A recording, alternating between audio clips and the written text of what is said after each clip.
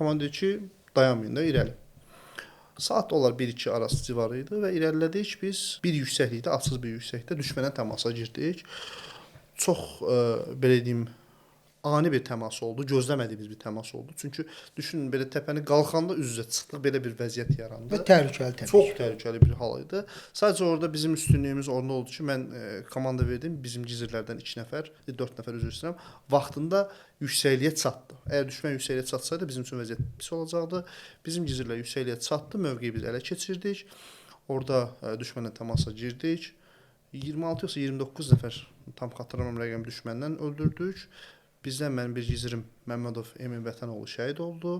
Bir zabitim, 2 gizirimsə yaralandı. Biri yüngül, ikisi ağır yaralandı. Onları təxliyə elədik, amma yüksəkliyi ələ keçirdik. Yüksəkliyi qaldı bizdə. Təxminən biz artıq 4 kilometrə yaxın düşmən dərinlinə girmişdik. Mən təkrar əlaqəyə çıxdım ki, bu yüksəkliyi almışıq. Yüksəkliyi almanın orada önəmi oldu da, rol oynadı, yəni düşmənin daha çox itki verməsi bizim. Əlbəttə, təsəvvür edin ki, yəni biz o qədər irəliləmişdik ki, düşmənin növbəti mövqeləri bizdən geridə idi. Və biz bunun fərqində deyildik.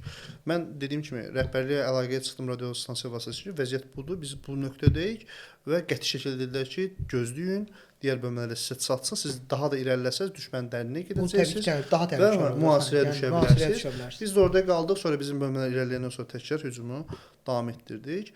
Dediyim ki, Füzuli istiqamətində ilk dəfə döyüşə başlamışam.